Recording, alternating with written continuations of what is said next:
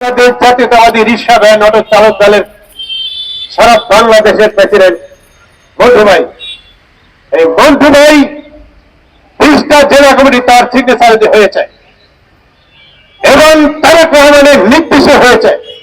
তারেক রহমানের ঘোষিত কমিটি বাংলাদেশ জাতীয়তাবাদী রিকশা ভ্যান অটো চালক দল তার ঘোষিত। এখন সারা বাংলাদেশে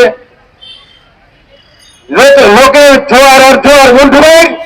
সেই ক্ষেত্রে কিছু কুশক্তি মহল এই প্রায় 2 মাস আগে এই প্রেস ক্লাবের সঙ্গে এই জায়গায় আমরা প্রতিবাদ সভা করেছিলাম। আমরা প্রতিবাদ সভা করে আমরা মিডিয়া ভাইয়েরা, পুলিশ ভাইয়েরা, গোয়েন্দা সবাই ছিলেন। আমরা প্রোগ্রাম করে চলে গিয়েছি। কিছু কুশক্তি মহল তাদেরকে আক্রমণ করেছে। আমরা কিন্তু ছিলাম না, ভোট হয়েছিলেন, আমরা ছিলাম না।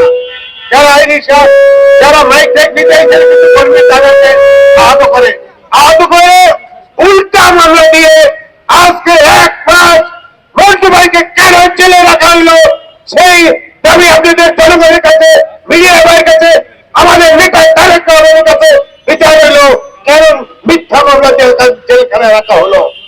এবং আগামী দিনে আন্দোলন সংগ্রামে এবং তারেক রহমানের হাতকে শক্তিশালী করার জন্য আমরা আগেও ছিলাম, এখনো থাকবো, আগামী দিনে থাকবো। এবং আগামী দিনে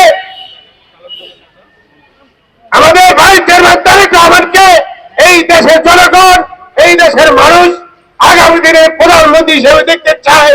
তার হাতকে শক্তিশালী করে আমাদের দল তার সঙ্গে হাতে থাকবে।